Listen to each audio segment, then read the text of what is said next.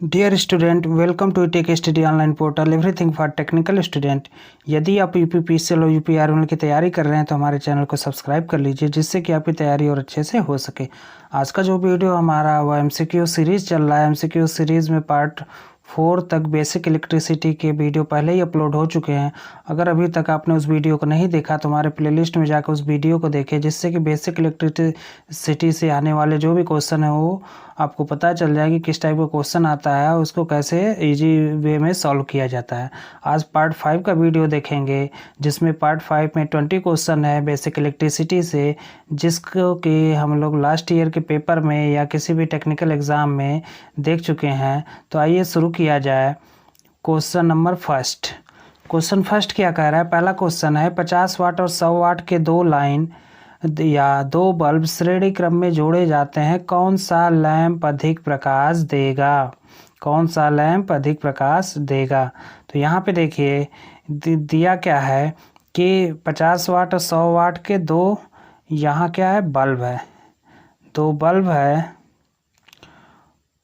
श्रेणी क्रम में जोड़े जाते हैं, कौन सा लैंप अधिक प्रकाश देगा? तो इसके लिए एक की पॉइंट है, एक आसान सा तरीका है जिसको आप माइंड में याद रखिएगा कि श्रेणी में कम वाट वाला अधिक प्रकाश देता है, जबकि समांतर में अधिक वाट वाला बल्ब अधिक प्रकाश देगा। तो देखिए यहाँ पे क्या किया है कि श्रेणी क्रम में जोड़े जाते हैं, तो 50 वाट और 100 वाट के दो बल्ब श्रेणी क्रम में अगर हम जोड़ेंगे तो कम वाट वाला अर्थात 50 वाट वाला जो लैंप होगा, बल्ब होगा, वह अधिक प्रकाश देगा। अगर वह इस समांतर क्रम में जोड़ा जाता तो 100 वाट वाला क्या होता, लैंप अधिक प्रकाश देता। ठीक है, तो सही आंसर क्या हो जाएगा? श्रेणी क्रम में जोड़ा गया है तो कम वाट वाला यानी 50 वाट वाला लैंप अधिक प्रकाश देगा। दूसरा क्वेश्चन देखते हैं दोस्तों। 500 वाट पावर डिसिपेशन के कारण 0.0001 ओम के रजिस्टर की करंट कैरिंग कैपेसिटी कितनी होगी? तो देखिए यहाँ वाट दे दिया यानी पावर दे दिया, और ओम यानी रेजिस्टेंस दे दिया, आपसे करंट पूछ रहा है। तो जब हमें करंट और रेजिस्टेंस पता हो, उस केस में जो पावर का फार्मूला होता है, आपको याद होगा कि पावर का 3 फार्मूला लिखाया गया था, 4 फार्मूला लिखाया गया था, जिसमें एक फार्मूला यह भी था P बराबर आई स्क्वायर इंटू आर। यहाँ से आई स्क्वायर बराबर हो जाएगा P अपान आर हो जाएगा। और जो P का मान दिया है वो आपका दिया है 500 वाट। P का मान दिया है 500 वाट, तो आई स्क्वायर इज इक्वल टू हो जाएगा 500 अपान 0.0001। अब इसका जो मान आएगा, इसको हल करने के बाद इसका हम रूट लेंगे, तो रूट लेने पे जो नया मान आ जाएगा ये अप्रॉक्सीमेट आता है 2236 एम्पियर। अब सॉल्व करके इसको देख लेंगे तो वही ऑप्शन सही होगा, वही आंसर आएगा 2236 एम्पियर। नेक्स्ट क्वेश्चन देखते हैं दोस्तों। 5 हेनरी मान के दो प्रेरकत्व श्रेणी क्रम में जोड़े जाते हैं, कुल प्रेरकत्व मान कितना होगा? इसको याद रखिएगा कि रेजिस्टेंस और इंडक्टेंस के लिए फार्मूला क्या होता है, सेम होता है। जैसे श्रेणी क्रम में रेजिस्टेंस को जोड़ेंगे तो R T is equal to क्या हो जाएगा, R1 plus R2 plus R3 up to Rn।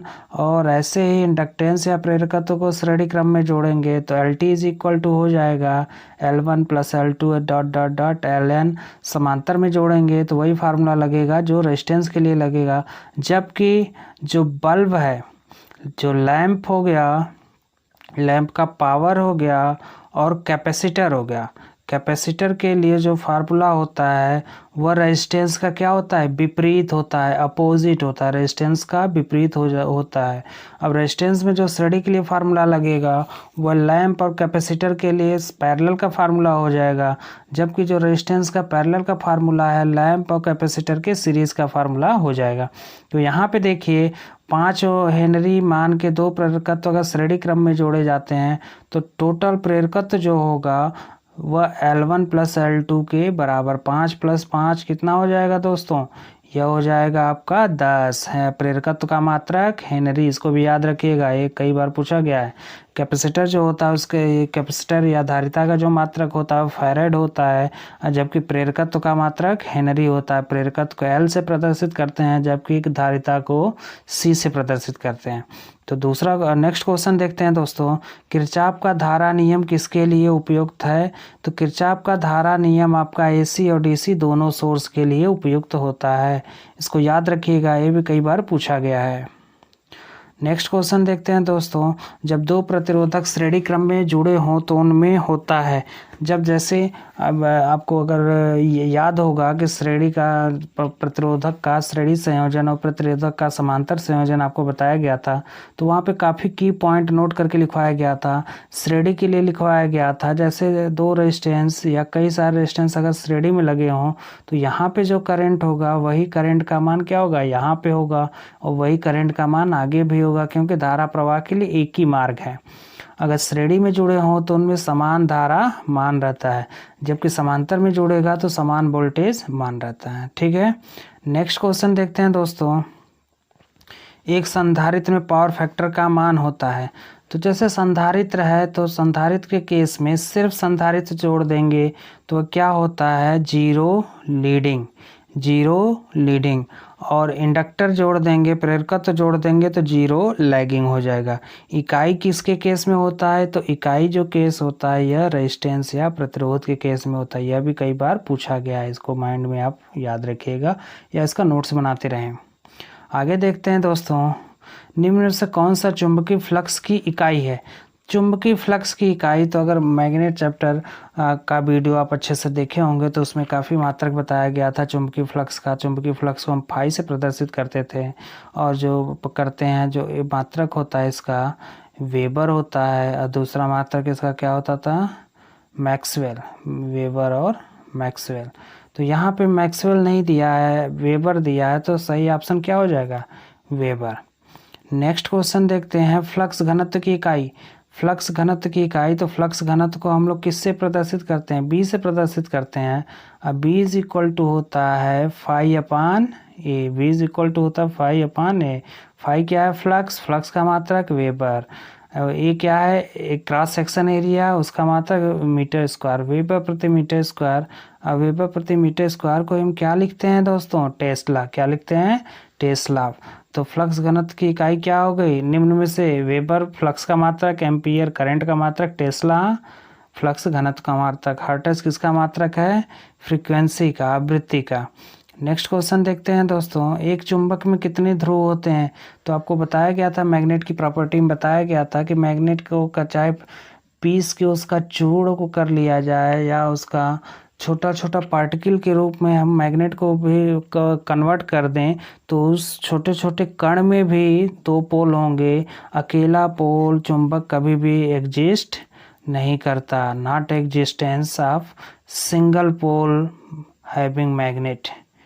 जिस मैग्नेट का सिंगल पोल होता है उसका क्या होता है, नो नॉट एग्जिस्टेंस। तो यहाँ पे एक चुंबक में कितने ध्रुव होंगे, दो ध्रुव होंगे, इसको याद रखिएगा। आगे देखते हैं दोस्तों, 50 वाट और 100 वाट के दो बल्ब समांतर क्रम में संयोजित किए जाते हैं, दोनों बल्ब में कौन सा बल्ब अधिक प्रकाश देगा? तो इसको नोट करके आप लिख लीजिएगा कि श्रेणी में अगर कई सारे बल्ब लगे हैं तो श्रेणी में जो सबसे कम वाट वाला बल्ब है वह अधिक प्रकाश देगा, जबकि अगर वही समांतर में जुड़ा हो तो समांतर में जो अधिक वाट वाला बल्ब क्या करेगा, अधिक प्रकाश देगा। तो यहाँ 50 वाट और 100 वाट के दो बल्ब हैं और समांतर क्रम में संयोजित होते हैं, तो 100 वाट वाला बल्ब क्या करेगा, अधिक प्रकाश देगा। इस टाइप का क्वेश्चन आपके पेपर में कई बार देखने को मिला है और पूछा भी जाता है। तो इसमें देखिए, समय बचाने के लिए ये टाइम टेकिंग होता है, कैसे सॉल्व करते हैं, पावर डिसिपेशन कैसे निकालते हैं, किसका रेजिस्टेंस अधिक होगा, श्रेणी में जोड़ेंगे तो करंट अधिक होगा, पैरेलल में जोड़ेंगे तो दोनों के सिरे पे वोल्टेज ड्रॉप अधिक होगा। तो कैलकुलेशन करके मान निकालना थोड़ा लेंदी हो जाता है, आंसर तो आ जाता है लेकिन लेंदी हो जाता है। अगर हमारा डायरेक्ट आंसर पता चल जा रहा है तो उस समय का उपयोग करके हम बाकी क्वेश्चन को हल कर लेंगे, जिससे कि हमारा जो कंपटीशन है वो अच्छा पेपर हो। तो नेक्स्ट क्वेश्चन देखते हैं दोस्तों, कि 20 हेनरी और 30 हेनरी प्रेरकत्व वाले दो प्रेरकत्व श्रेणी क्रम में जोड़े जाते हैं तो कुल प्रेरकत्व का मान क्या होगा। अभी बताया गया कि इंडक्टर और रेजिस्टेंस के लिए जो फार्मूला होता है LT इज इक्वल टू, दोनों के लिए समान होगा। अगर RT होगा तो R1 प्लस R2, LT होगा तो L1 प्लस L2। तो क्या हो जाएगा 20 प्लस 30, 20 प्लस 30 कितना हो जाएगा 50 हेनरी। अगला क्वेश्चन देखते हैं दोस्तों, इंडक्टर में संचित ऊर्जा कितनी होती है। तो देखिए जो कैपेसिटर में संचित ऊर्जा होती है वह हाफ CV² होता है और इंडक्टर में जो संचित ऊर्जा होती है हाफ LI²। आपके पेपर की दृष्टि से वेरी वेरी इंपॉर्टेंट है दोस्तों, यह कई बार पूछा गया है। इंडक्टर में संचित ऊर्जा कितनी होती है, तो इंडक्टर में संचित ऊर्जा जो होगी हाफ LI² के बराबर। मोस्ट इंपॉर्टेंट और आने के चांसेस बहुत अधिक हैं इसके। एक टेस्ला किसके बराबर है, तो आपको पता है कि जो टेस्ला है वह फ्लक्स घनत्व का मात्रक है। फ्लक्स घनत्व को B से प्रदर्शित करते हैं और B बराबर होता है φ/A। फाई क्या हो गया वेबर, A क्या हो गया मीटर स्क्वायर, वेबर प्रति मीटर स्क्वायर। वेबर प्रति मीटर स्क्वायर को क्या कहते हैं टेस्ला कहते हैं। तो अर्थात एक टेस्ला बराबर है 1 वेबर प्रति मीटर स्क्वायर। अगला क्वेश्चन देखते हैं दोस्तों, चुंबकीय बल रेखाएं। अब देखिए चुंबकीय बल रेखाओं की कई सारी प्रॉपर्टी आपको बताई गई थी कि यह बार मैग्नेट है या N पोल है या S पोल है। तो N पोल से मैं जो चुंबकीय बल रेखाएं निकलेंगे और कहाँ जाके मिलेंगे S पोल पे जाके मिलेंगे और कभी भी एक दूसरे को कट नहीं करेंगे, कभी भी एक दूसरे को कट नहीं करेंगे क्योंकि चुंबकीय बल रेखाओं में तनाव बल होता है। तो चुंबकीय बल रेखाएं दक्षिणी ध्रुव से चलती हैं नहीं, चुंबकीय बल रेखाएं उत्तरी ध्रुव से चलती हैं हाँ। तीसरा देखिए एक दूसरे को काटती हैं कभी नहीं काटती हैं।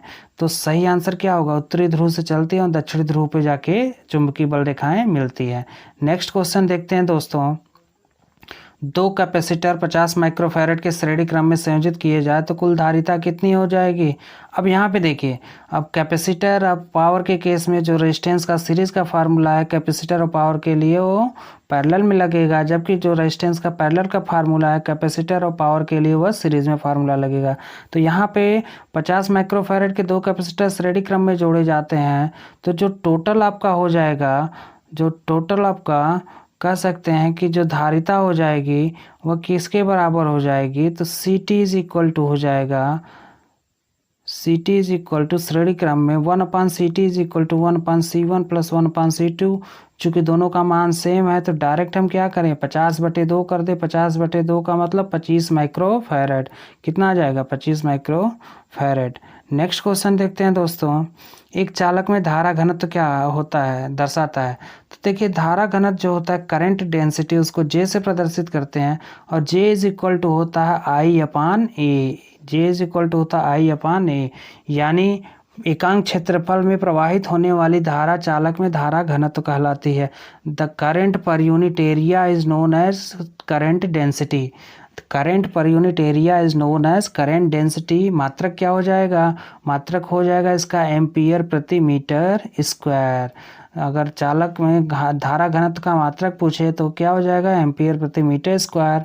चालक में धारा घनत्व का फार्मूला पूछे तो धारा घनत्व को J से प्रदर्शित करते हैं। J बराबर होता है I/A, जहाँ I क्या है धारा है, A क्या है एकांक क्षेत्रफल है।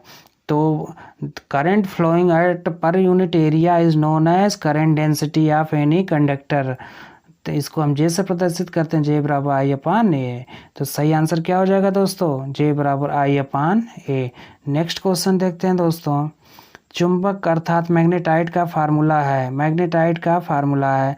तो चुंबक जब पढ़ाया गया था तो वहाँ बताया गया था चुंबक पहले जो होता था उसको हम लोग लोडस्टोन के नाम से या मैग्नीशिया के स्थान पे जो पदार्थ पाया गया उसे हम मैग्नेटाइट के नाम से जानते थे। बाद में उसी का नाम बदल के क्या रखा गया मैग्नेट, और फार्मूला क्या था Fe3O4।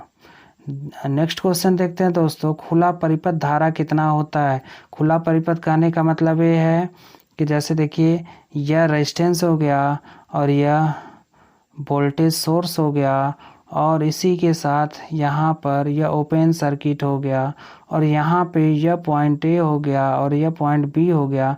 यहाँ पे करंट पूछ रहा तो यहाँ पे करंट क्या है, क्योंकि ओपन है तो ओपन होने की वजह से करंट कितना होगा 0। तो खुला परिपथ धारा कितना होता है 0।